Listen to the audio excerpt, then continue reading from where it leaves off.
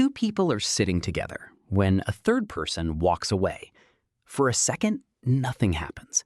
Then one of them leans in and says, "Do you know what I heard?" The voice gets quieter. The listener gets still. And suddenly, it doesn't feel like small talk anymore. It feels like a secret.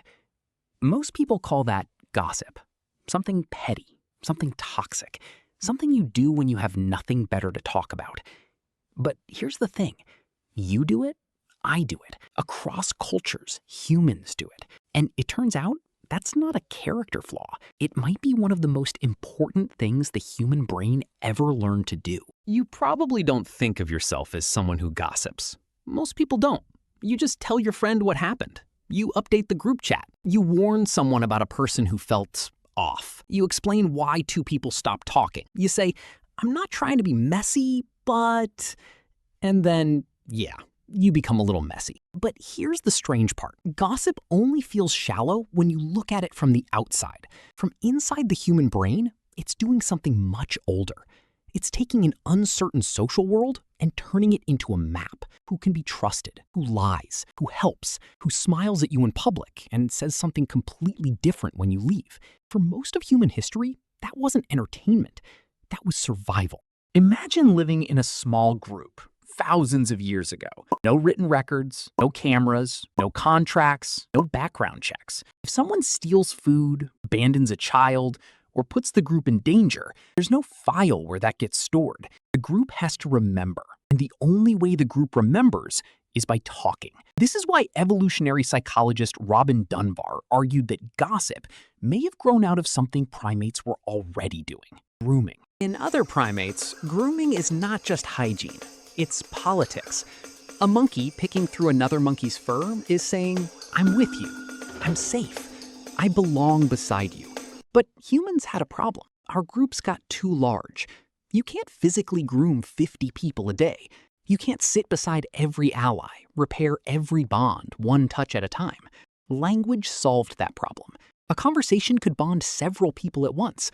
And the easiest, most useful thing to talk about is other people. Not because humans are weak, because humans are social. Dunbar's own research on conversation found that a massive portion of what people actually talk about is social information. Who did what? Who said what? Who violated the rules? Who can be trusted with your secrets and who can't? That sounds embarrassing until you realize what the brain is actually doing. It's not gossiping, it's updating the map. This is also why gossip can feel useful even when it feels wrong. If someone tells you, "Don't trust him with money," you listen. If someone says, "She does this to everyone," you store it. If someone warns you about a person before you had a chance to find out yourself, your brain doesn't pause to ask for peer-reviewed citations. It pays attention first. Verification can come later.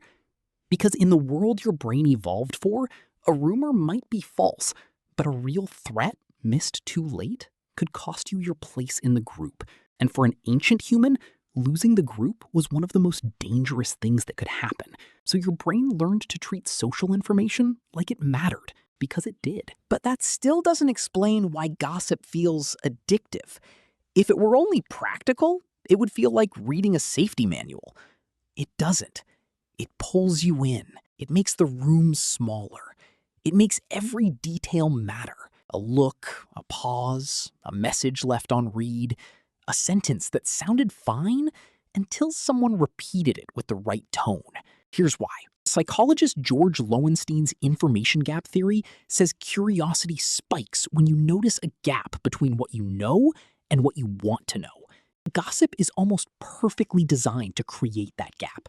It rarely arrives complete. It arrives broken. Someone saw something, someone heard something, someone noticed two people stopped liking each other's posts.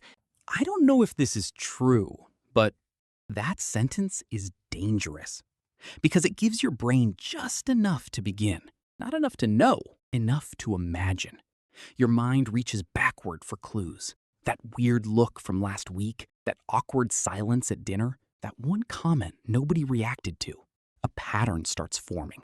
And once a pattern starts forming, it can feel like truth before it becomes truth. That's the pull. Gossip doesn't need the full story. It only needs a missing piece. But there's one more reason people love it, and this one is uncomfortable. Gossip connects people, not always in a beautiful way, sometimes in a very human way. Two strangers can struggle through 10 minutes of small talk. The weather, work, where they're from. Then one says, honestly, I can't stand him either. And the conversation opens. The performance drops. Something real enters the room.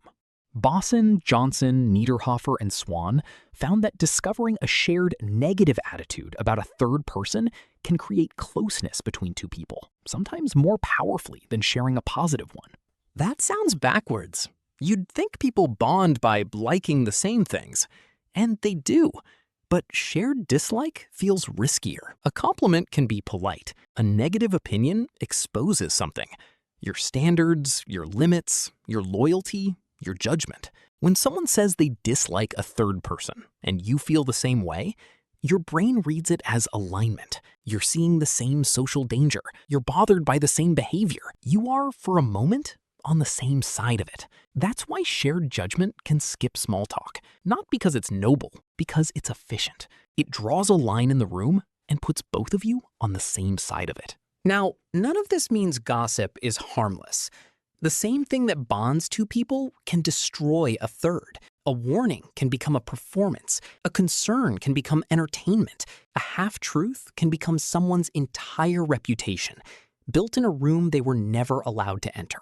And in a world with group chats, comment sections, and stories that travel faster than corrections, that's not a small thing. The brain underneath is ancient. It still loves the missing piece. It still bonds through shared judgment. It still feels relief when someone says, I noticed that too.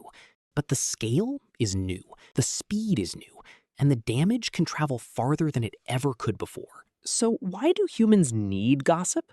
Because for thousands of years, it was how we kept each other honest, without laws, courts, or institutions. It was how we taught new members the rules, how we punished bad behavior without violence, how we turned private actions into public memory. It gave us a way to police the group from the inside. And it gave two people, sometimes strangers, the strange comfort of knowing they weren't alone in what they saw. That's not petty. That's one of the oldest technologies humans ever built. We just built it out of words. The next time someone leans in and says, do you know what I heard?